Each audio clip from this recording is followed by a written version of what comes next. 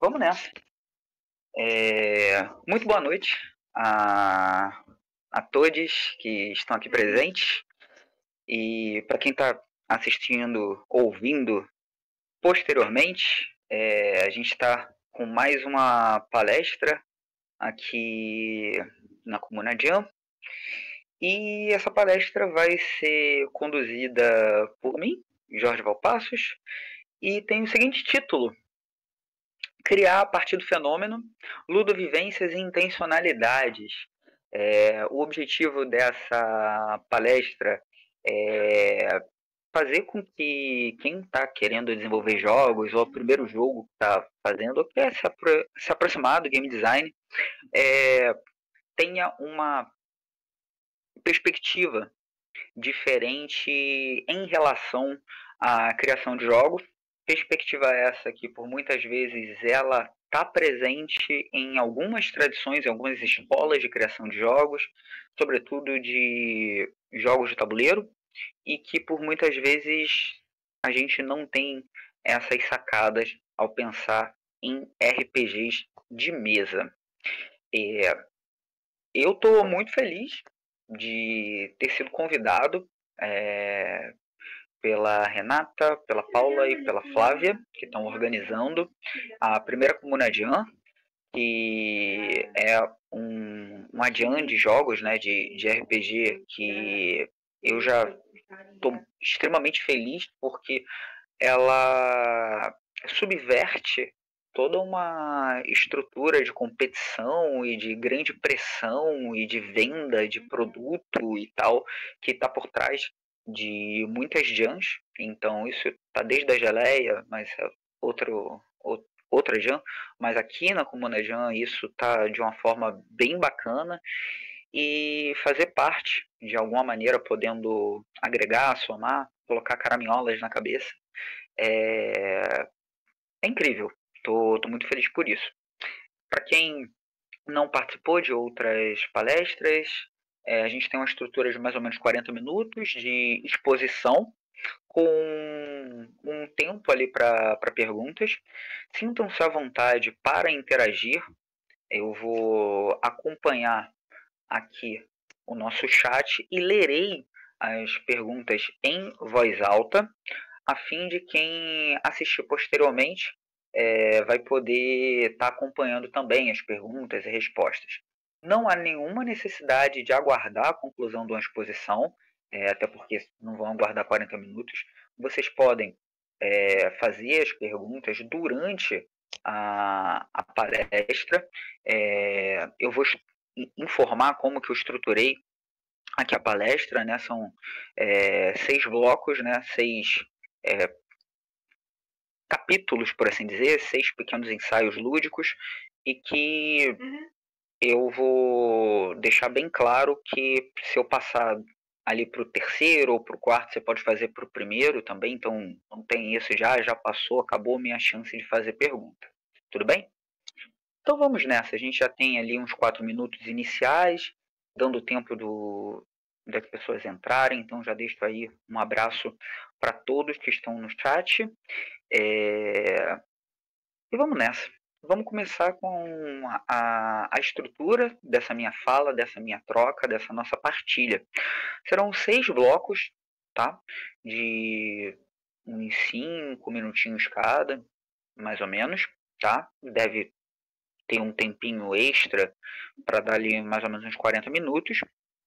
O primeiro bloco é a apresentação, o segundo bloco se chama O Jogar, o terceiro, o Fenômeno, o quarto bloco é intitulado de Ludovivências, o quinto bloco é Intencionalidades e o sexto e último bloco é Para o Seu Brinquedo. Então, apesar de ser uma palestra, tem uma estrutura de oficina porque se propõe a construir, a deixar uma espécie de exercício, um dever de casa, né? A gente não deixa de ser professor. Então, é uma ideia de que você possa revisitar posteriormente esse conteúdo aqui, a fim de tocar para frente outros de seus projetos para além do que você vai desenvolver na Comuna Jam. Então, iniciando aqui pela apresentação, eu Começo me apresentando. O meu nome é Jorge Valpassos. Eu enxergo o mundo pela janela da periferia do Rio de Janeiro, que me oferece uma determinada visão pela qual eu tento observar o mundo e ser um artífice de jogos e narrativas por meio de brinquedos de jogar histórias, por muitas vezes também chamados de jogos narrativos e RPGs. E, além disso, eu me considero um amante e um amador de jogos e narrativas. Sou educador da rede estadual do Rio de Janeiro. O meu sotaque não permite dizer que eu sou de outro lugar, senão daqui eu falo chiado. E eu faço dos meus jogos uma forma de dialogar, de me expressar, de partilhar afetações e sentimentos e proporcionar a conclusão de algumas ideias e sensações por parte de quem está jogando, porque eu acho que talvez uma grande beleza dos RPGs é que é uma expressão artística que tem no seu design a incompletude, né? E uma experiência que ela é ativada enquanto experienciada. Então, um livro não é exatamente o RPG é enquanto ato. Então, isso é uma coisa muito bonita. Eu acho que dentro das linguagens lúdicas, o RPG ele é privilegiado por isso, mas isso não o coloca como algo especial e tão diferente. Até porque a gente está aqui também para sair um pouco dessa ideia de, nossa, o RPG é a 11ª arte, é a coisa incrível, nós somos diferentes. A gente tem aqui o nosso joguinho, o nosso brinquedo, e felizmente a gente está aí para gastar tempo do ócio nisso que a gente tanto ama. E nessa parte de apresentação, eu quero também falar sobre a minha relação com o jogar e com os jogos, porque isso vai ser retomado posteriormente, tá? Eu tenho uma relação com o jogar que ela se dá de uma forma muito natural, no sentido de eu não considerar o jogo um, um produto que precisa de uma hora e de um momento para ser jogado. E o jogar em si, sendo pensado polissemicamente, ele pode estar presente desde uma brincadeira que você faz quando está lavando louça, do tipo, ah, hoje eu vou lavar toda a louça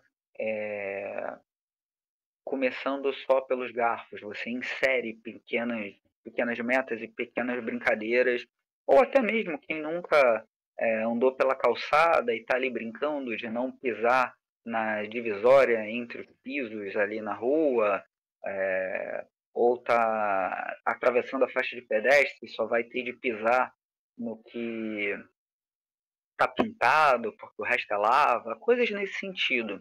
Então eu quero que a gente inicie essa palestra, né, tendo um alargamento do,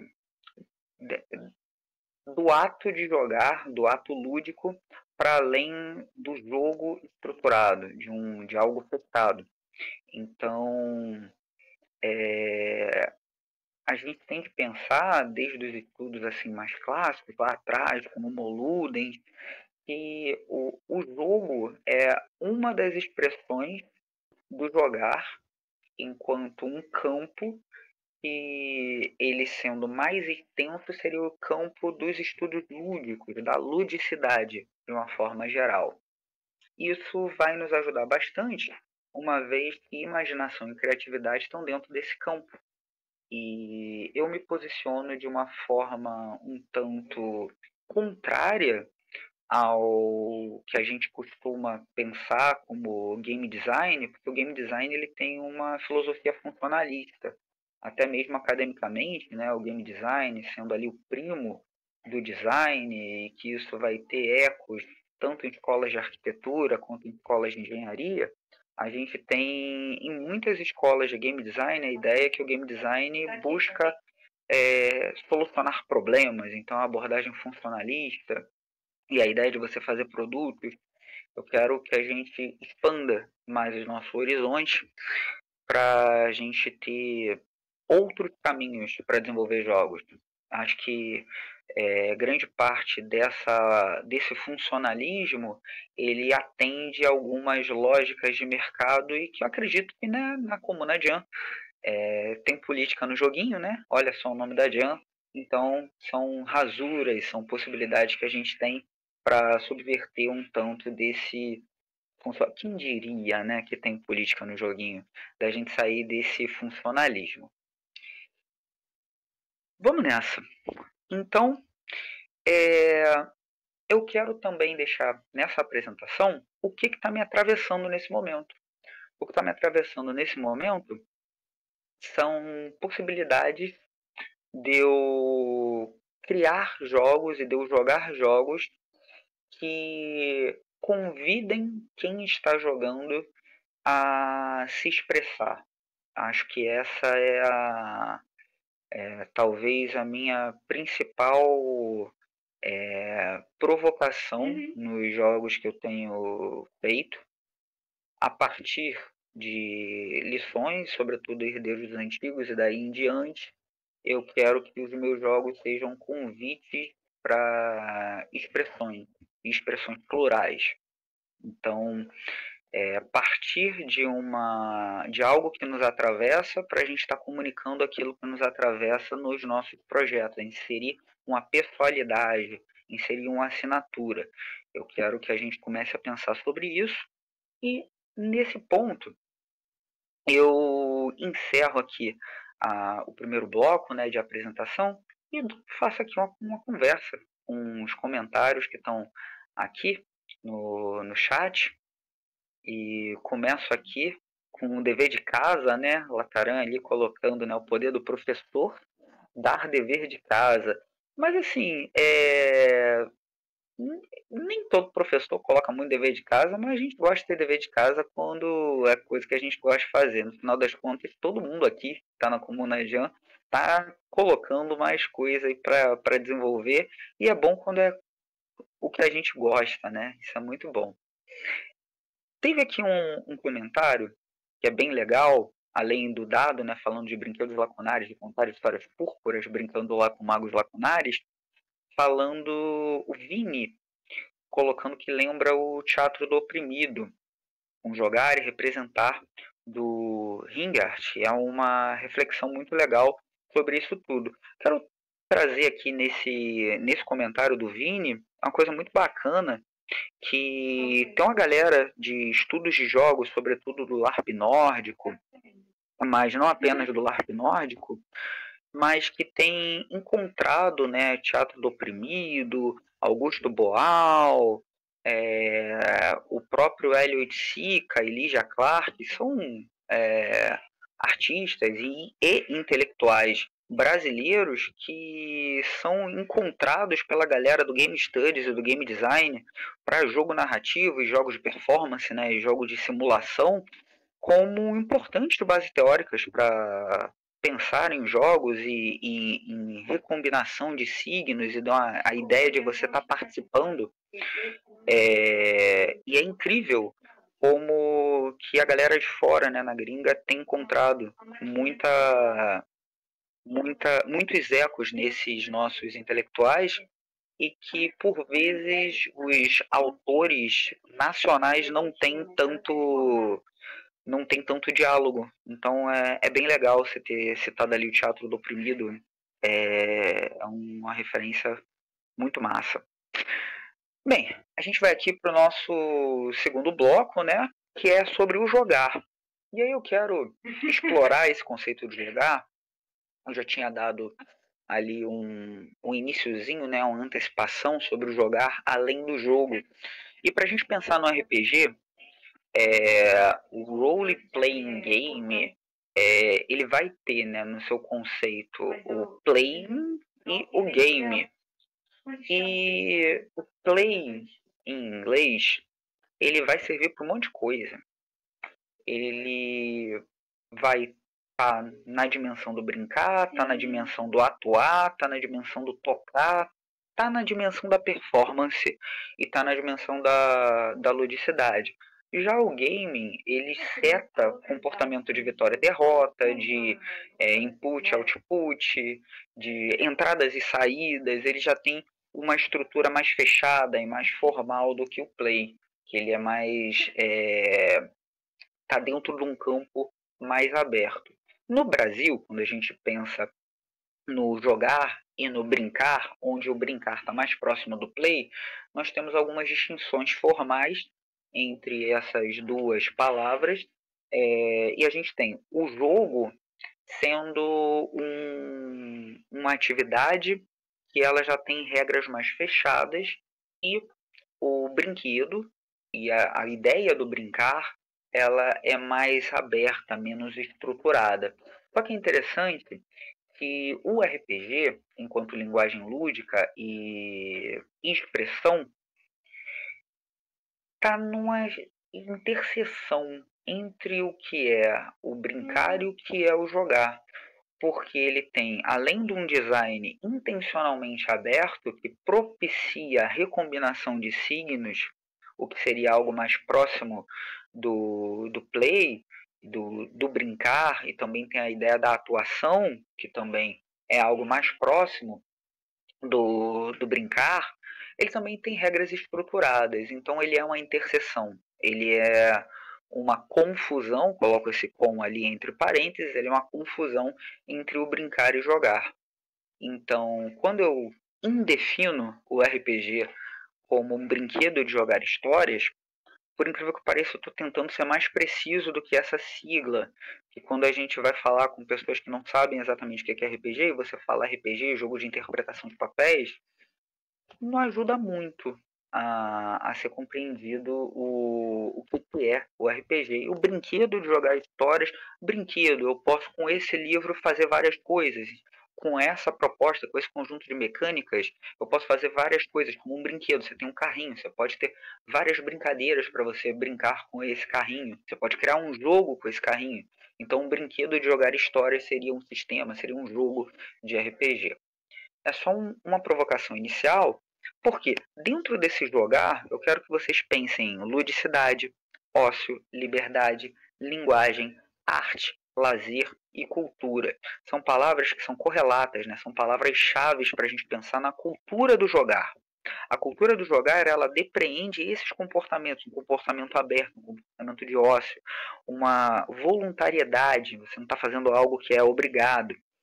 E quando a gente tem a cultura do jogar dentro da nossa prática de se relacionar com RPGs, a gente tem abertura para outras experiências, atividades que elas vão nos levar para algo distinto da nossa vida odierna, do nosso dia a dia, e que muitas vezes, quando a gente está repetindo sistemas e jogos que são jogos mais comuns, a gente tem isso de uma forma tão massificada que a gente se furta da abertura para explorar outras formas de jogar que o RPG pode nos trazer. Então, como a gente está aqui no Adian, eu quero que a gente pense que nos nossos projetos, nos nossos jogos, a gente literalmente vai na raiz do conceito de projeto, de projetar. Então, quando você projeta, você está tentando sair de algum lugar e ir para o outro. Então, qual é o sentido de eu projetar algo que está dentro da cultura do jogar para entregar algo próximo do que não é que tem o costume ou que já existe, mas que já está é, estruturado dentro da tradição de jogos. Então é interessante você tentar projetar algo um tanto distinto. Eu vou pular aqui para a terceira parte, que é a parte do fenômeno, depois desses dois blocos iniciais, chamando aqui o nosso Tati para a gente conversar um pouco. Chamando aqui o dado e diz trocadilho, inclusive, para reforçar a lacunaridade do RPG como algo a ser completo apenas na experiência em si, como comentado pelo Júlio Matos ontem. Júlio Matos falou também da ideia de completar, né, apenas na experiência, muito bacana. Saiko disse, não sei se é o plano, mas você pode dar uma breve lista de livros e outras coisas para se aprofundar no final? Sem dúvida, Saiko. Eu vou fazer aqui uma lista, né, eu vou falar aqui uma lista de algumas sugestões de leituras, tá?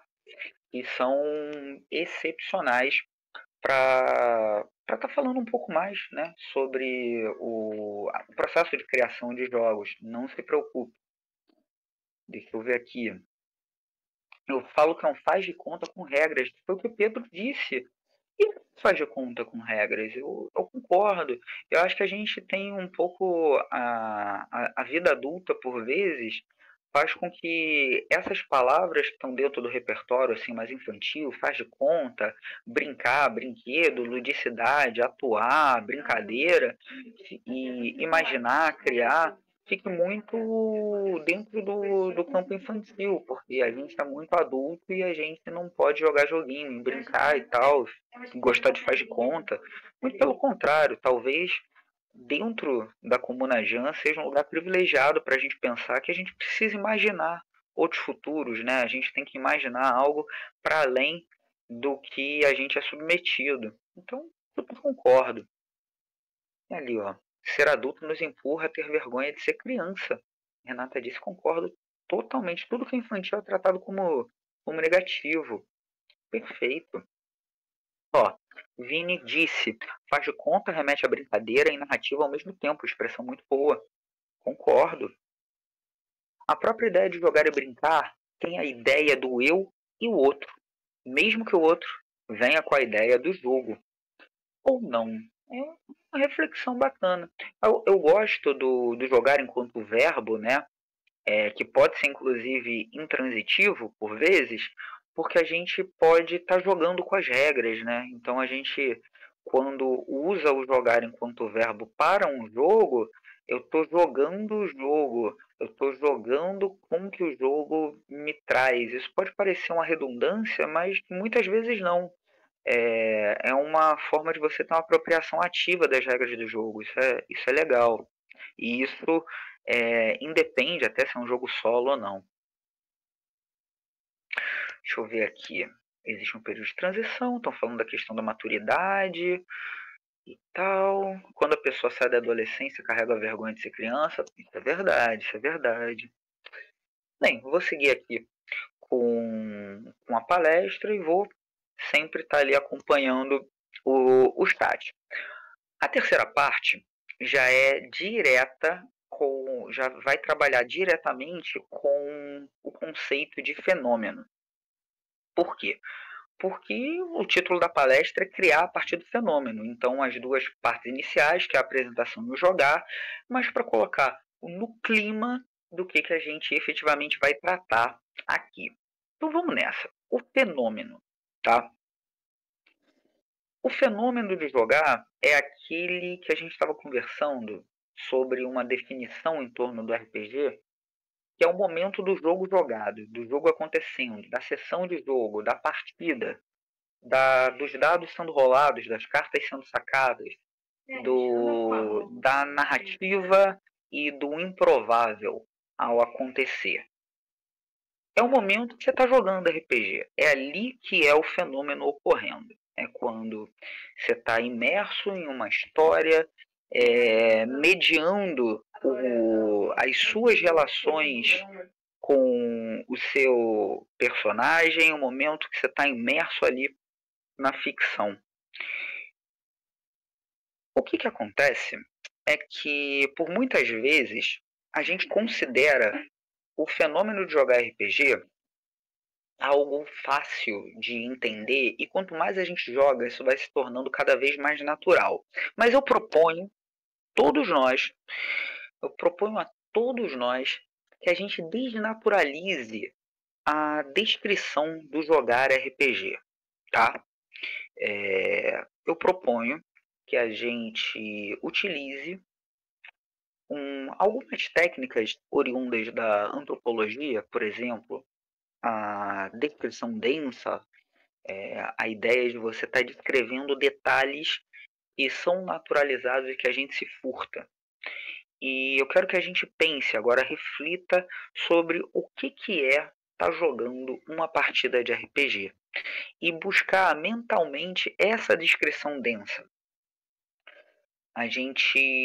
Nessa descrição, a gente tem de falar de estar sentado à mesa, por muitas vezes, para jogar RPG. O que está então em cima da mesa?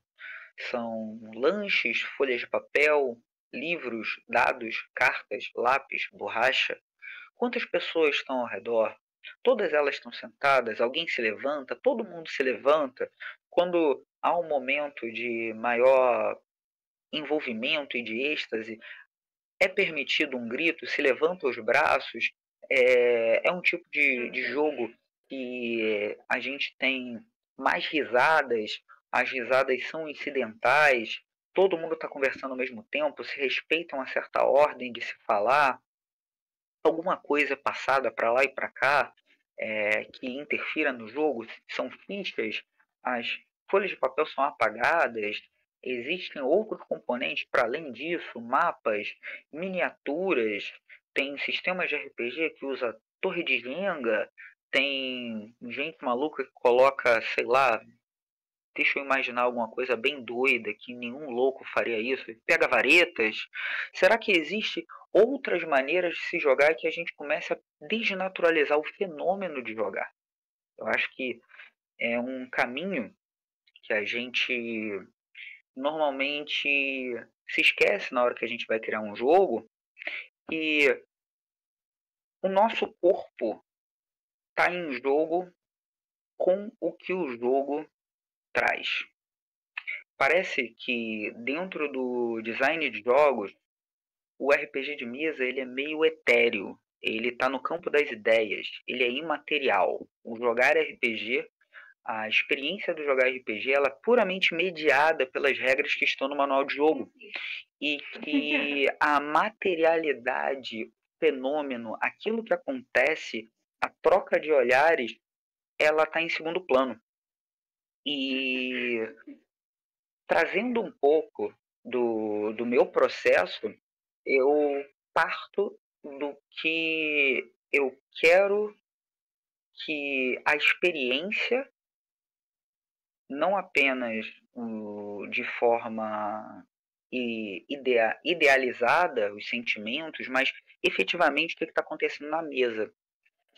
Algumas pessoas conhecem um jogo chamado Ceifadores, e que esse jogo ele começou a ser desenvolvido por um motivo que é um motivo bastante pesado, mas quando eu comecei a desenvolver as mecânicas e como que o jogo iria se desenrolar, a mesa de jogo ela estava como um dos componentes fundamentais para o jogo acontecer e, e o olhar de quem está jogando. Momento olhando para a mesa, momento olhando no olho das outras pessoas e momento olhando para a ficha de personagem que tinha que ser um biombo, tinha que ser um escudinho de jogador. Ela tinha que estar de pé. O jogo não tem como acontecer materialmente se essa ficha não está em pé, porque inclusive tem elementos da ficha que só você pode saber de si mesmo, tem mecânicas por trás desse escudinho, e o mestre da vida, né, que é o mestre do jogo, também se usa dessas mecânicas e tem que pegar o dado para chamar por um teste. Então, a materialidade e o fenômeno do jogo ocorrendo, ele não é um detalhe, mas ele está na gênese dos ceifadores. E isso em muitos dos meus outros jogos, inclusive do meu jogo mais atual, o Assalto Extraordinário ao Tesouro do Dragão. Eu tive um processo de estudo de jogos de cassino, Blackjack, vários outros, de como que o jogo acontece com as apostas e qual é a atmosfera, para fazer um jogo de fantasia heist que você joga tendo um comportamento e todos os olhares e forma de botar ficha e tal, que é um jogo de RPG, mas que se joga como se joga um jogo de cassino, um jogo que tem aposta, tá? E isso é algo que eu quero que a gente pense quando está projetando os nossos jogos, saindo do fenômeno de jogar. E só que só tem como desconstruir e reconfigurar experiências se eu estudo, se eu desnaturalizo, se eu faço descrição densa das formas distintas de jogar RPG, de jogar esse brinquedo, de jogar história. Então, a minha proposta é que a gente comece a desnaturalizar o fenômeno de jogar e encontre nos diferentes sistemas do nosso repertório elementos específicos que definam a experiência pela materialidade, pelo jogo acontecendo de uma forma material, do jogo acontecendo na mesa, com as fichas, com os dados. A própria ficha de personagem pode ter uma diagramação ou a não existência de ficha de personagem, como alguns jogos meus, não tem ficha de personagem de propósito também. Tudo isso tem um sentido que tem a ver com o fenômeno ali do jogar.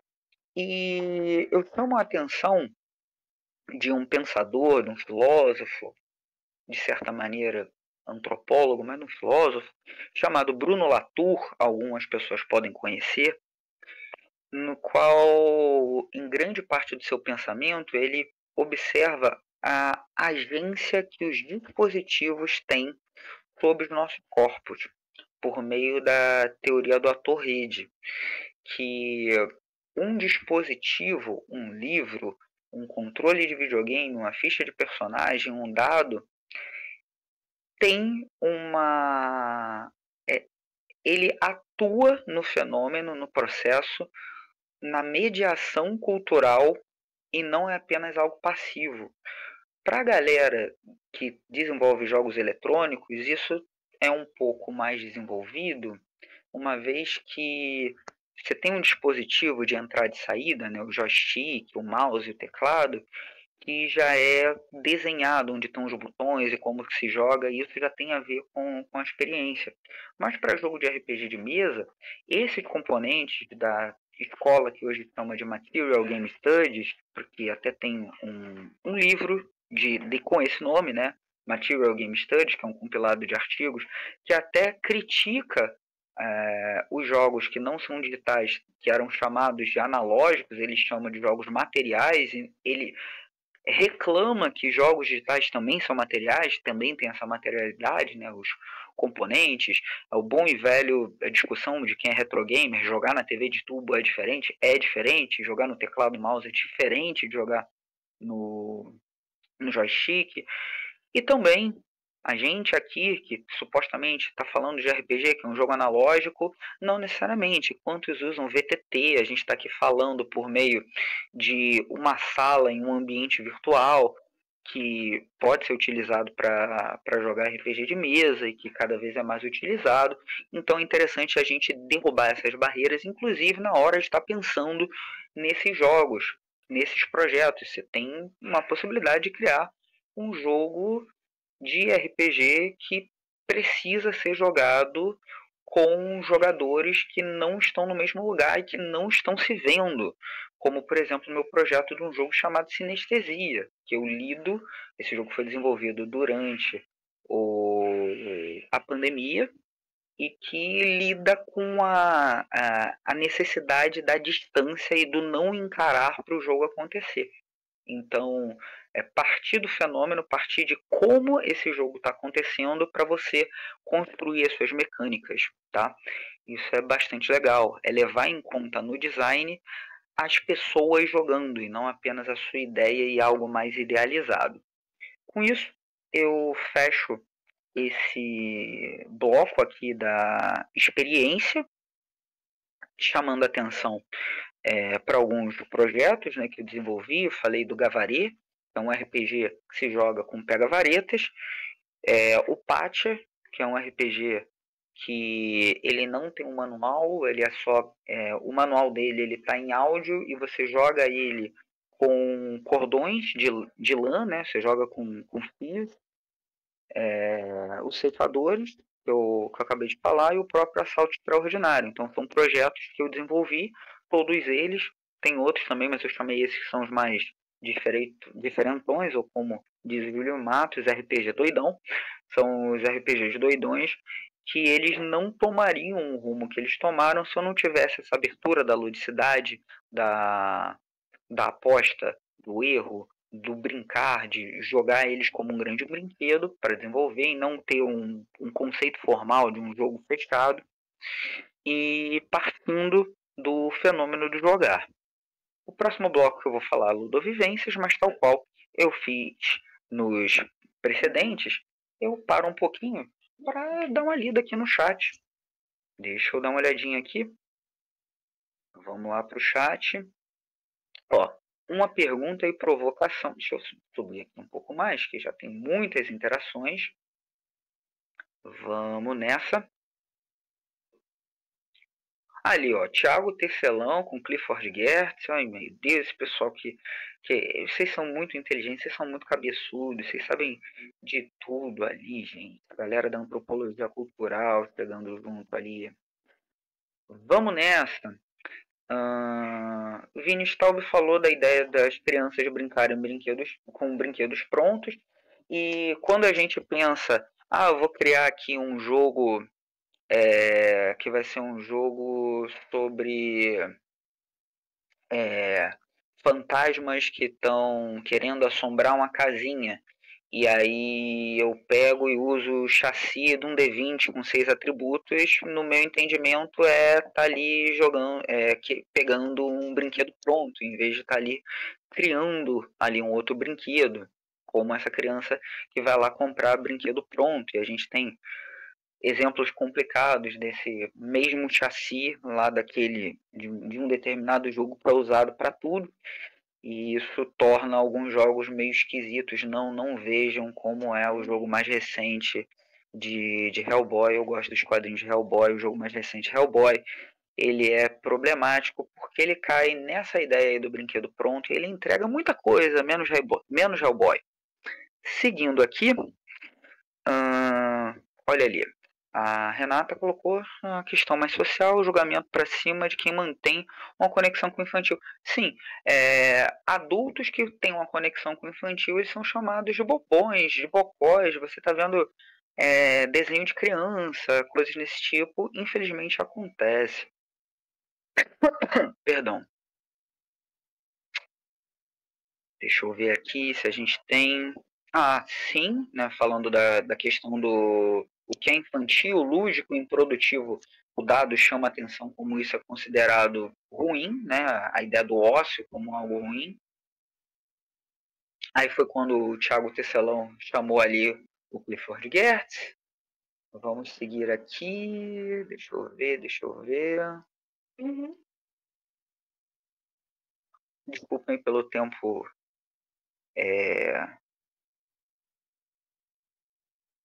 Olha ali, ó. Inspirado no poderoso JV, não sabemos quem é JV, tô brincando. O Latran tá falando que tá montando um come-come com origami. Gosto disso, bacana. Pepe Rontino faz a pergunta: qual foi o sistema que mais desnaturalizou a maneira de jogar RPG para mim? Acho que todo mundo, né, tem um primeiro jogo mais doidão, assim, mais diferente. No mesmo ano que eu conheci o Violentina, do Eduardo Caetano, ali perto, um pouco antes ou um pouco depois, eu tive contato com outro jogo bem doido, chamado Este Corpo Mortal. Tá? Ele é gringo, de um autor chamado Brennan Taylor, é o mesmo autor do Bulldogs, do Fate. Esse Corpo Mortal, ele desnaturalizou a maneira de jogar RPG pra caramba. Pra mim, tem outros jogos que também o fizeram, mas esse jogo, caramba, não tem dado e É tudo muito de construção coletiva e tal. É bem legal, é bem legal. Tem o Aureus, olha ali, ó. Que o Vini Staub disse que é, um RPG com influência da cultura afro-brasileira, o lugar onde cai o dado altera os resultados. Sim, a roda ali de capoeira, esse jogo desnaturaliza o jogar e ele tem o componente do fenômeno e da materialidade no design, né? Com certeza o Ryuzi pensou no jogo acontecendo. Se ele seguisse a estrutura normal de rolar o dado, passar o teste, não ia ter a mecânica ali da roda de capoeira, né? Muito bacana. Benedetto, eu tinha comprado o ceifadores digital, achei genial, queria reler, mas perdi o arquivo. Benedetto, ouvi dizer que uma mensagem privada no grupo lá do Lampião, lá no Lampião nas redes sociais, pode resolver o seu problema. Mas isso eu ouvi dizer, não tenho certeza. Mas chega lá, manda ali a mensagem, a gente consegue desenrolando de uma forma super tranquila. Dado disse que Ceifadores é poesia sobre luto. Olha só, poesia sobre luto. Eu nunca externalizei, nunca pensei sobre isso, mas eu concordo. Nossa, bem bacana. Lataran, o jogar determinado pela materialidade, onde a relação de eu e o objeto me leva a uma experiência sensível. Sim, por aí, por aí. Olha, Castelo Falkenstein e gente, aquele outro que saiu pela Devir também, que era meio do contador de histórias, que é um enganador também. Daqui a pouco eu lembro o nome. Também são mega jogos disruptivos. Como eu podia esquecer do Castelo do Pondsmith. Pô, o cara é genial também, do Mike Pondsmith. As damas vitorianas desmaiam quando o narrador diz que se joga RPG com dados, aí ele inventa RPG com cartas. É bom demais. Esse jogo é muito legal. O jogo de Minotauros de Barro que se joga com pilhas de fichinhas. Tá falando ali de vários jogos assim de repensar e tal. Então tem candles lá com as velas. Então tem muitos jogos bem distintos. Ó, uma pergunta e provocação. Levando em conta que fichas, dados, até mesmo o fator Aleu, né, tá falando ali, esse Aleu de aleatoriedade, tá dialogando com Roger Caillois, com Os Jogos e os Homens, um clássico da literatura de Game Studies, que são as 4 componentes do jogar. Aí tem ali o fator Aleu, são passíveis de não estarem presentes, o que é essencial para um RPG ser RPG. Então, aí eu trago, né, já que o dado também é versado, né, outro dia perguntaram lá atrás pro Jorge do Peixe o que era Blunt of Judá, da música Blunt of Judá. E aí ele responde, o Blunt of Judá é o que você quiser, meu rei. Então, o RPG é RPG o que você quiser, né? Então é isso, vamos lá. Berger. Sobre jogos que demandam que os jogadores não estejam no mesmo lugar. Existe um chamado Discord Has Ghost. Ah, sim! Sim, sim, sim. Pô, fantástico esse jogo, Berger. Muito bom. Boa lembrança, boa lembrança. Que tem a ideia do áudio no servidor e pegar. Muito legal. Pô, esse jogo é bem bacana. Ó, o pessoal ali já colocando no chat, eu tô lendo aqui para você que está ouvindo posteriormente que está realmente desnaturalizando jogar, tá falando de coisas muito diferentes. Só não faça coisas do tipo, sei lá, muito absurdas, mas sei lá, que é, mexam com a integralidade física, do tipo, você tem que plantar uma bananeira e tal. Não, mano. Fazer até umas coisas para lidar ali com os jogadores, mas também é aquilo. É, às vezes é a coisa mais simples, né? Se você fizer com que o próprio livro do jogo seja manipulado durante o jogar, a gente pode ter soluções diferentes, né? Nós tem um antropólogo aqui, ele começa com mais 3 nisso, na descrição densa ali, na etnografia ali, ó, o Thiago Tecelão. Ele é antropólogo, ele já tem um bônusinho ali para fazer essa parte. Ó, Vini Staub, gosto demais de doidão ser uma categoria teórica. A Renata, ó, Violentina é forte demais. Troquei ideia com o Du esse ano pela primeira vez. Ele é maravilhoso. O Du é fantástico, o Du é fantástico. Eu tenho acompanhado o trampo dele nos jogos abstratos. Gente boa, tem os joguinhos dele também. Gente boa demais. Ele tem umas reflexões muito bacanas e provocativas em torno de game design. Ó, Dado disse, o primeiro jogo doidão foi Cianchas ou Shannahas. Ele é doidão mesmo, ele é doidão mesmo. Vou botar ele de graça aí, Dado. Ó, o jogo gratuito do Lampião de agosto será Shannahas, vai estar lá no nas nossas redes, que é vocês podem fazer inclusive ali em engenharia reversa, destrinchar, dividir como que foi feito o Shannahas meu e do Jefferson, que é bem doidão mesmo.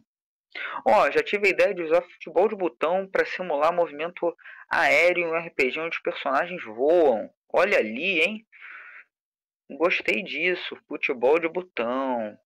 As pessoas aqui estão filosofando e eu tipo, mas como que a gente usa o N-Dice? Olha lá, olha lá. As Aventuras do Barão de Munchausen, esse mesmo, as Extraordinárias Aventuras do Barão de Munchausen, Benedito. Esse jogo ali, eu tive contato lá na época da Devir, porque agora tem a versão do, do jogo do Pondsmith pela Retropunk, né? Mas tanto o Munchausen quanto o Falkenstein saíram pela Devir lá na década de 90 ou início dos anos 2000, e lá atrás, quando eu vi esses dois jogos, falei que gosto, é isso aqui, muito bom. E filme doido maravilhoso do Terry Gilliam, com certeza. Uma coisa que desnaturalizou muito meu jogar foi o manual, quinta edição. Eita, nó, que doideira. É isso aí. Bem, vamos aqui para a Ludovivência, a gente já está indo para a parte final do nosso papo, tá? Em Ludovivências, é um conceito que eu uso e que ele, tal qual um RPG, ele veio de algum lugar e eu levo ele para outro lugar. Ele veio da Escrevivências, de Conceição Evaristo, uma das minhas autoras favoritas. E por meio do conceito de escrevivências, a Conceição Evaristo considera a vida dela imiscuída com a produção literária. O texto é a vida dela, a vida é o texto dela, as vivências têm a ver com a própria escrita, por isso que ela confunde a existência, os afetos dela com a própria literatura. E eu trago essa provocação porque eu levo aos meus projetos as minhas ludovivências, eu levo à minha vida os meus próprios jogos, né? Então eu quero que a gente tensione os nossos jogos aqui na Game Jam também conosco. Eu quero que a gente se ponha em jogo, não precisa ser algo, nossa, visceral, tá? Isso aqui é um tratado da minha vida em torno de RPG de uma página. Não é isso. Mas que haja ali o teu sangue, teu afeto, tua emoção, teu sentimento de alguma maneira, tua provocação, sua dúvida. Eu acho que uma das coisas que eu mais tenho pensado em torno dos meus jogos, revisitando, é que ali tem mais pergunta do que resposta, né? Eu partilho as minhas dúvidas, as minhas afetações, as minhas caraminholas, e vou ali dividindo com quem se permite partilhar disso comigo.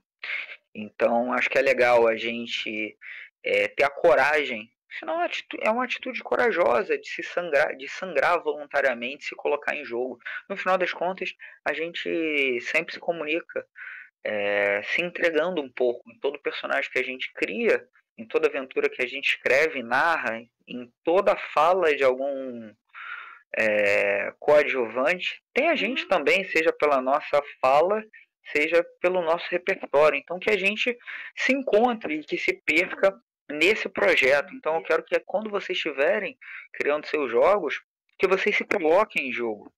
E de que maneira você faz isso? Trago aqui algumas perguntas. Qual é o seu repertório lúdico? Qual é o seu tipo de jogo favorito? Que tipo de narrativa você mais gosta? E o que me permite, né? O que eu me permito colocar para jogo algo que eu queira sangrar, que eu queira comunicar, alguma raiva, algum amor, alguma coisa nesse sentido. E aí vamos aqui para o que está sendo publicado hoje, né? A gente tem pessoas que efetivamente gostam de musicais, fazendo RPG de musical, a Nancy, por exemplo, pessoas que amam uma narrativa espacial, fazendo Core Spring, pessoas que realmente estão inclinadas aos mais diferentes tipos de jogos, dialogando com o seu próprio repertório. Vou dar um exemplo de um jogo que se chama Massala, do Marco Bin, que ele ganhou um concurso aqui no Iniciativa RPG, um evento que ocorreu no último final de semana, junto a outros 3 outros jogos que foram publicados e impressos, que é um jogo que ele vai emular filmes indianos, por exemplo, é um RPG de Bollywood, tá? E ele é uma pessoa que ama esses filmes e a produção audiovisual, que a gente fala muito de Bollywood, mas tem 3 escolas, né, de audiovisual na Índia. Então é isso, né? É como a gente pode levar o nosso repertório, os nossos afetos, os nossos amores para o jogo. E aí, né, quebrando um pouco de gelo, não, eu não sou um assassino e não tenho muitas mortes nas costas para fazer os ceifadores, uma vez que ceifadores, de certa maneira, é uma subversão do elogio ao assassinato, pelo contrário, é muito pesado, é mais pesado do que um jogo que não tem nada a ver sobre morte e você matar alguém em ceifadores. Vamos nessa. Intencionalidade, nosso penúltimo bloco. Já estou aqui acompanhando o chat. Intencionalidade, gente, isso é uma coisa muito importante. Eu quero trazer aqui só algumas perguntas. Uma vem lá das 3 perguntas básicas do Jared Sorensen, né? Uma delas é quais comportamentos o seu jogo recompensa. Eu vou deixar que vocês busquem, né, pelas 3 perguntas, e o Jared Sorensen, na verdade, como ele é um dos países do norte da Europa, eu acho que é Jared Sorensen, não é Jared. Esse J aí vira um I. Mas o Jared, ou Jared Sorensen, ele faz 3 perguntas, eu vou recortar só uma, depois vocês podem pesquisar as outras, que é quais os comportamentos o seu jogo recompensa. E quando eu digo isso, você está fazendo um design de intencionalidade. A gente costuma pensar em game design, né, além de fluxo, mas a gente tem mecanismos de punição e recompensa. Como eu sou um educador e a punição não necessariamente ela é pedagógica, eu penso em recompensas. Mas uma recompensa não de uma lógica pavloviana, de behaviorista, né, comportamentalista, mas uma recompensa que seja uma recompensa lúdica. E como eu falei no início da minha palestra, qual seria a melhor recompensa em um jogo que você aciona ele por meio de atos de fala, se não recompensar a expressividade, recompensar a expressão? Então, o que o seu jogo faz para que as pessoas se sintam mais seguras, empoderadas, não de um jeito vazio do conceito empoderamento, mas de se sentir poderosas falando tal coisa, se expressando, se sentir seguro, se sentir literalmente poderoso, tá ali segurando sua própria história. Então você tem que pensar nisso. Quais são esses comportamentos? E aí, quando eu falo comportamento, é para além da pura mecânica. Pensa no fenômeno de jogar. Pensa no que faz comportamentos ali na mesa. O que você está recompensando ali no jogo acontecendo. Por isso que tem a questão da desnaturalização. E não puramente na probabilidade, na matemática do jogo. Tá? O que o seu jogo tem a dizer, onde está a sua assinatura e o que o teu jogo quer que os jogadores digam. Do tipo, você não está tendo um cabresto, mas você, ao mesmo tempo que você está recompensando, você também está ali dizendo alguma coisa e querendo que haja um coro, que essa voz ressoe. Ou, pelo contrário, você, por vezes, quer que haja uma dissonância. A dissonância pode estar no design, pode ter uma ruptura. E isso é interessante, né? Que o game design de hoje ele tem é, a fricção, entre aspas, a dificuldade como algo que é parte de uma experiência, a ideia de você estar quase caindo, carregando as encomendas no Death Stranding, a ideia de você ter um chefão difícil de lidar num Souls-like da vida, são gatilhos de fricção, né? São elementos de dificuldade planejada que faz com que haja um engajamento com a experiência, né? Se a gente pensar em alguns sistemas assim mais mainstream, existe uma curva de dificuldade matemática nos jogos que usam o sistema da Freeline, a Year Zero Engine, que quando as coisas começam a dar errado, há uma tendência das coisas darem mais errados nas suas forçadas, né? Quando você força as rolagens de dados. Então existe um motivo para ocorrer isso, de ter uma certa, como eu posso dizer, uma bola de neve da desgraça, por assim dizer. Então é interessante a gente pensar nessa intencionalidade porque orienta um tipo de jogo, ok? Já vou chegar aqui no chat antes de concluir esse bloco. Ali, Renata, ali, Yaren Sorensen mesmo. Falar sobre o que te dá medo e o que te revolta, movimenta uma catarse e te permite revisitar o antagonismo de sua própria sombra. Dessa forma, podendo retrabalhar em si mesmo, ao poder vomitar o absurdo, esse vômito existencial, permite conhecer o absurdo, dar nome a ele, apresentar um monstro, não é se tornar um monstro, mas sim permite poder derrotá-lo. Concordo. Thiago Tecelão pergunta se tem algum jogo que use dominó. Então, tem mais de um jogo que use dominó e tem um projeto aí que eu estou pensando aí em dominó. Vocês vão... eu vou trazer um jogo que usa dominó, é do Eduardo Caetano, chamado Meu Brinquedo Preferido, tá? Tem mecânica de dominó e de consecução. Ele usa dominó e dado, é muito bacana, ele é muito legal. E eu tô pensando em fazer um jogo sobre super-heróis geriátricos. É um jogo de super-heróis, de heróis da terceira idade, que ele é jogado com dominós para ter experiência de velhinho jogando dominó na praça, tá? Nome provisório da a Liga dos Vovôs Viúvos e das Vovós Viúvas. Mas isso é um projeto lá para 2026, 2027, que é um jogo com dominó, mas não é porque já existe um que você não vai desenvolver o seu.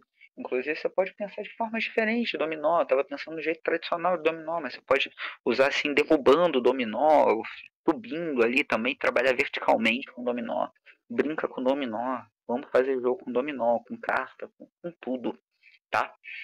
Vamos nessa. Tirando os zeros é uma forma divertida de usar 2d6. Sim, a ideia do dominó lida com isso também. Você pode estar ali brincando com dados e com dominó, que é o jeito que o Eduardo Caetano trabalha no Meu Brinquedo Preferido. Vamos lá, seguindo. Um amigo meu, mestre OCR, tem se esforçado para que as pessoas entenderem como ele entende que personagens morrerem de forma injusta é muito divertido. Geralmente ele consegue. Essa é a recompensa que ele tenta com o mestre dar dentro desses jogos que existem, justamente a desgraça. Eu vou ser polêmico aqui. Acho que o jeito de jogar um jogo old school ou NSR faz com que a avaliação que a morte do jogador seja injusta não seja tão verdadeira assim.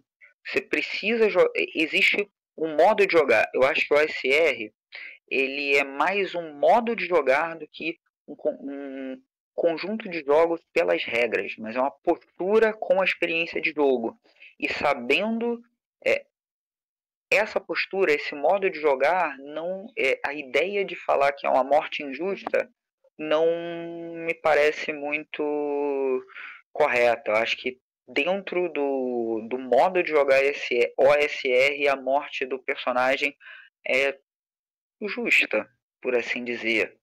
E aí isso daria um ensaio. Por que, que o OSR não tem a ver com uma regra, mas com um fenômeno, com um modo de jogar, com a postura para com o jogo, no ato.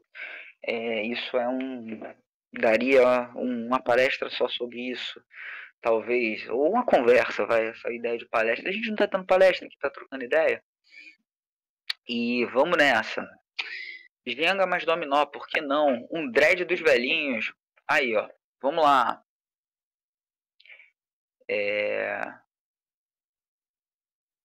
Ah lá, ó.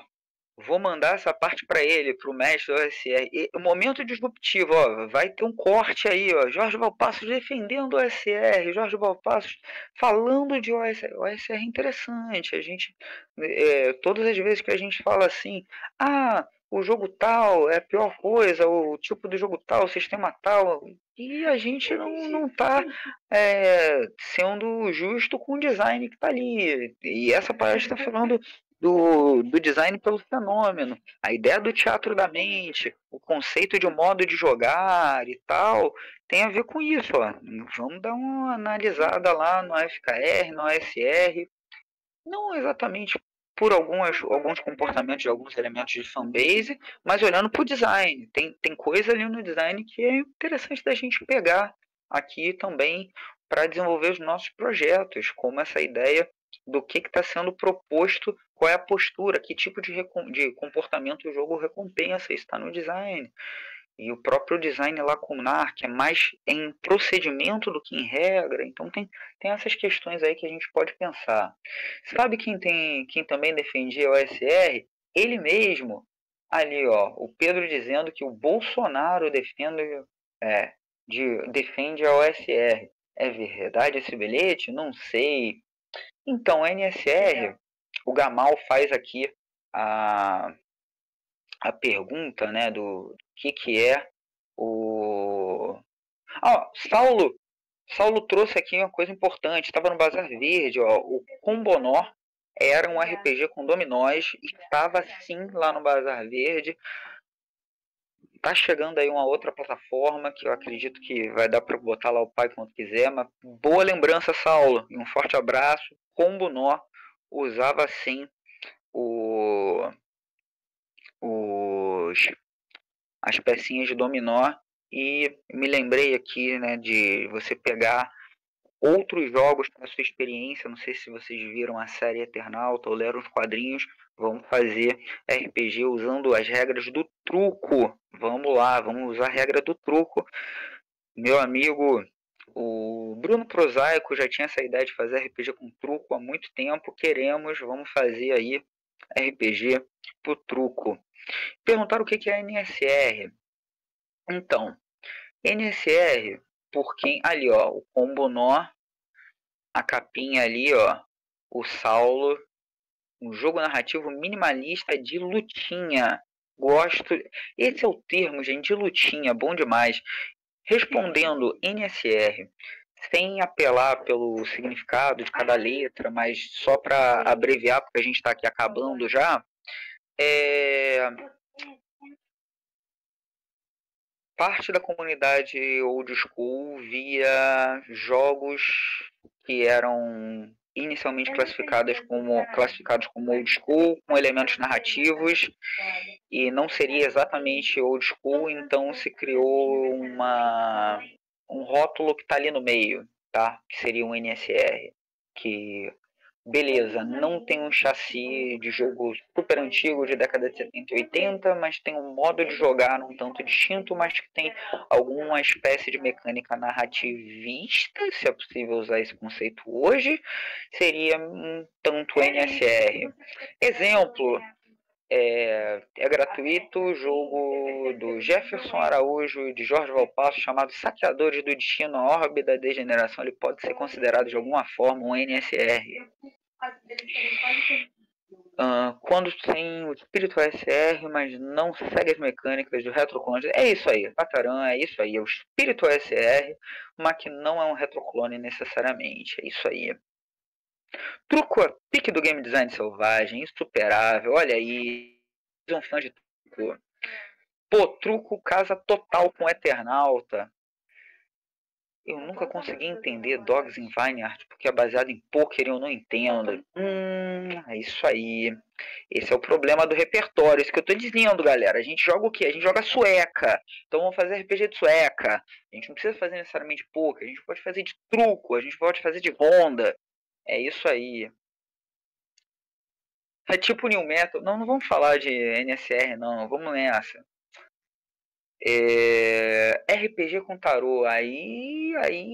Thiago, aí foi longe porque é complexo.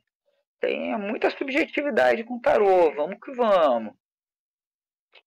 Vamos nessa. Vamos aqui para nossa última fase, tá? Que é chamada de. Ah, não. Terminando intencionalidades, eu quero que a gente exercite no nosso jogo, que é qual tema, qual gênero e qual modo narrativo do jogo. Gente, de certa maneira, um brinquedo de jogar história, um RPG, ele vai estar dialogando com um gênero narrativo, um modo narrativo. Ainda que a gente coloque na mesma categoria fantasia medieval, um Senhor dos Anéis e um Fafner e Grimauser do Fritz Lieber, e tá lá no apêndice N algumas referências, a gente tem formas de contar a história bem diferentes, né? Uma fantasia do Sanderson não é a fantasia da Ursula Le Guin.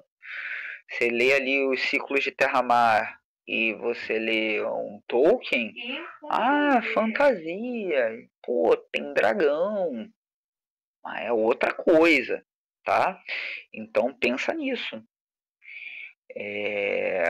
Porque o próprio você bem agora, bem pragmático, uma negociação num, sei lá, num teste social e o roleplay, lembre-se, a gente está pensando no design de jogo pelo fenômeno. O roleplay de um jogo que vai dialogar com detetive de salão, lá com a Miss Maple, da vida, da Agatha Christie, não vai ter a ver com o jogo que vai estar dialogando com. Deixa eu pegar outra coisa que tem investigação. Bones. A série Bones e um livro da Agatha Christie. Eu vou fazer um RPG de investigação. Maneiro. RPG de investigação, mas qual é o que você está querendo propor com isso, né? Então, a ideia, pegar aqui o Arquivos Paranormais, ele é em cima de série de TV, de investigação, então tem mecânica para o diretor, de corte, chamar o holofote para si, a temporada, o capítulo, então tô querendo dialogar com isso, né? Então é legal que você, na hora da tua intencionalidade, eu acho que é legal que isso seja explícito, que você tá ali comunicando, ó, esse jogo não é um jogo que vai atender a tudo, ele não é um pato, que nada corre, voa e faz tudo meia boca, ele é disso aqui, vai dialogar com isso aqui. Tá tudo bem, tá? É legal fazer o recorte. E vamos nessa. Pro seu brinquedo, último bloco, gente. Já vencemos ali mais ou menos uma hora de palestra. E eu vou fazer uma série de perguntas que vão funcionar como dever de casa.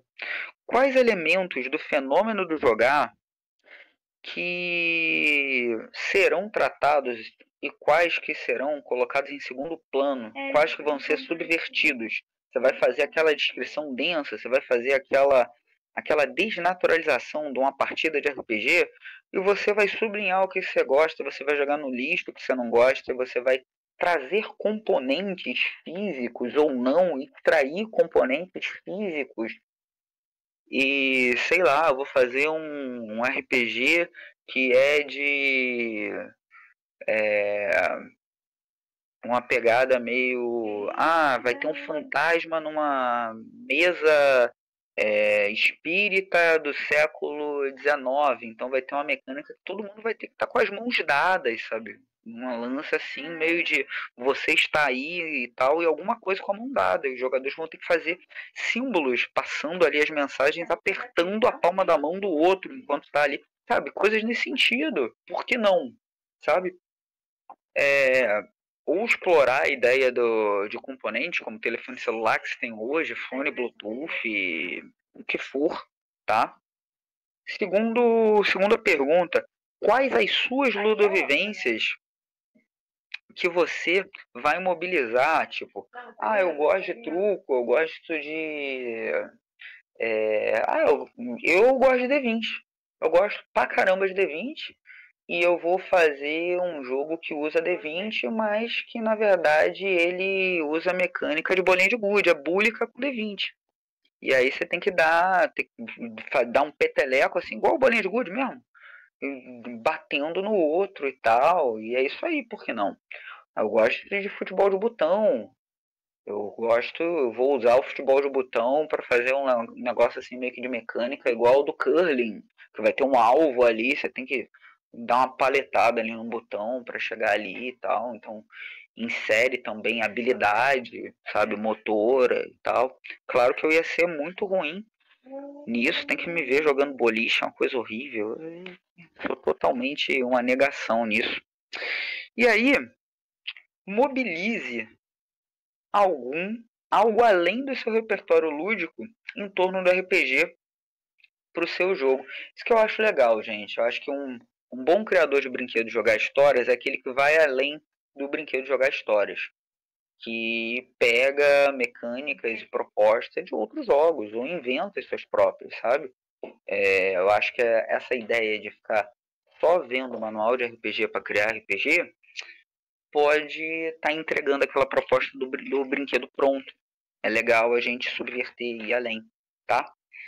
E deixa eu ver aqui. Ah, tá. Também, como último dever de casa, liste 3 aspectos ao redor de intencionalidade que desejam mobilizar. E é aquilo, eu quero que vocês, na hora que estiverem criando o seu jogo, tem 3 coisas que vocês queiram de intencional colocar no jogo para ser efetivamente sua assinatura. E a intencionalidade, ela é algo que coloca o jogo independente de uma forma distinta. É mais do que um produto, é uma expressão, é arte, é cultura, e tem ali a sua produção de uma forma bem delimitada. Não se furte de se colocar em jogo. Gente, eu vou ler aqui. Vai ser a última fase ali de leitura do nosso chat, então eu peço para que vocês interajam nesse momento, se alguém tiver ali alguma dúvida, alguma questão adicional, para a gente encerrar, tá? Ó, vamos aqui com Vini. Minha tese polêmica é que D&D original não simula nenhuma tradição de fantasia medieval. Não parece cancioneiro medieval, não parece Tolkien, não parece Conan. Parece com uma coisa que só existia na cabeça do Gary Gygax e ele conseguiu interessar a gente nisso. Vini, é, eu tenho uma hipótese que o, os jogos do início da tradição do que a gente chama de D&D, e quando eles começam a se afastar do chainmail e de jogo de combate, o jeito de jogar, o loop de jogo, eu não vou entrar no que é o loop de jogo, porque o loop de jogo seria em uma outra palestra. Essa palestra aqui foi bem voltada para materialidade, para... mas eu tenho uma hipótese, que essa hipótese, a galera lá de história cultural, acho que está comigo nessa, é que o modo de jogar e o loop de jogo e o que D&D trata tem mais a ver com faroeste do que fantasia medieval. Tem mais a ver com a cultura política de um estadunidense, morador de um subúrbio branco que tem uma bagagem cultural que coloca como a expansão para o oeste e a forma de lidar com o outro, a forma de você ascender na vida e a visão de como são os contratos sociais e como que as cidadelas desses mundos supostamente medievais são meio que isoladas, a visão do selvagem bárbaro, a acumulação de riqueza, uma série de elementos tem a ver com a cultura política e com a formação cultural que dialoga com o faroeste. Isso tem mais a ver com o que está se jogando ali do que uma fantasia medieval. E não por ser historiador, mas o que a gente chama de fantasia medieval não tem muito a ver com as idades médias, que eu ponho no plural, porque o que é a Idade Média, né? Eu não costumo ver numa fantasia medieval de uma forma muito comum um califado omíada, né? O califado de Córdoba, por exemplo, e está ali nesse medievo supostamente ocidental, na Península Ibérica, de grande valia para a formação da cultura ocidental. Eu também não vejo outras coisas na Idade Média. A Idade Média é um recorte muito louco. A gente tem de Idade Média muitas vezes uma leitura do século XIX, do romantismo sobre uma Idade Média, e esse romantismo vai estar junto ali com os nacionalismos e tal, mas de medieval não sei se a gente encontra muita coisa. Vamos seguindo aqui nos comentários. Benedetto, curto muito a experimentação, mas ao mesmo tempo me pergunta o quanto de falta de acesso a espaços públicos seguros e de qualidade para jogar, falta de tempo livre, acaba empurrando as pessoas para as plataformas de sempre ou na internet e não conseguirem jogar mesmo. Claro, isso acaba sendo uma questão externa ao design, mas eu penso muito nessa questão. Quem vai poder acessar o jogo e como? E também o incentivo para a gente criar esses espaços. Benedetto, tem um autor que eu já deixo aqui nesse bloco final de sugestão de leitura, chamado Eric Zimmerman. Ele é o autor, ele é um dos autores do As Regras do Jogo, e ele tem um livro recente chamado The Rules We Break, que ele fala da circulação dos jogos, tipo, qual é a acessibilidade, quem é que está jogando, onde que se joga, como elemento que é concernente na hora de se pensar no design de jogo. Então, não, isso não é além do design. O design, ele tá... O jogo, ele faz parte da sociedade. Então, na sociedade do capitalismo tardio, contemporâneo, com todas essas questões, sei lá, de colapso climático, ascensão de extrema-direita, tudo isso faz parte do design do jogo. Como o jogo é um produto social e a gente é produto nosso tempo e dialoga com a sociedade, tudo que você trouxe é parte sim do design do jogo e faz parte das nossas preocupações como design. Então, quando você fala que se preocupa com isso, você tá certo pra caramba. E tem a galera que pensa em design de jogo. O Zimmerman teve no Brasil no mês passado, tá? Ele concorda contigo, olha que legal. Não sei nem se você sabia disso, Benedetto, mas o que você falou tá na cereja do bolo, tá no estado da arte do game design hoje. Tá certíssimo. Deixa eu ver aqui, o D&D original parece ter muito a ver com faroeste, mas sem alguns dos adereços do gênero, como armas de fogo. Aí, ó, Pedro Sena. Pedro Sena, olha ali, é isso aí. Faz todo sentido. Ih, olha lá, pessoal. Ó, então agora eu posso dizer que o chat é que tá dizendo que é do faroeste, não é culpa minha, tá? Então, se a culpa é minha, eu ponho o que eu quiser. Parece que tá todo mundo está concordando e tal, olha só. Ali, ó.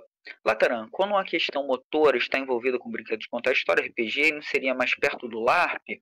Ou do outro tipo ainda, vindo que pediria o brincador um novo atributo? Não sei, não sei. Eu realmente não sei. É, é, se, sei lá, o Dredd, né, que usa a Jenga, ele tem a ver com LARP, né? O dispositivo que está ali, ele é um dispositivo lúdico. O LARP, ele apenas usa o corpo, né? Apenas não. Na verdade, eu acho que a gente precisa também pegar de empréstimo o design de LARP para RPG, porque parece que o jogar RPG, o corpo quase não existe, né? Então, eu não sei. Se botar o corpo para jogo, tira isso de RPG e vira mais LARP. E eu não sei se isso é negativo também. Deixo essas questões.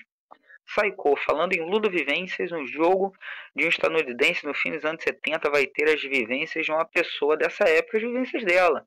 Mesmo que não intencionalmente. Justo, justo, justo. Camarada, Tapuã, concordo muito com essa tese do Velho Oeste D&D.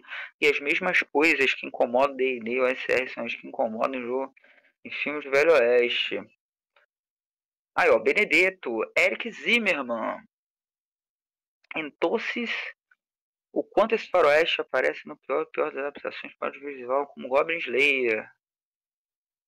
Tá seguindo, tá seguindo, tá seguindo, tá seguindo. Gente, eu vou encerrar aqui, até porque tá sendo gravado, não quero que fique muito extenso. Eu vou terminar com recomendações. Uma é a Material Game Studies, que é uma compilação de artigos para realmente desnaturalizar o jogar de uma forma geral, tá?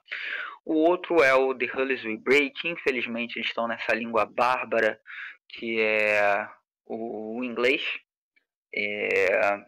Eu recomendo que... E essa daí é uma coisa bacana, tá?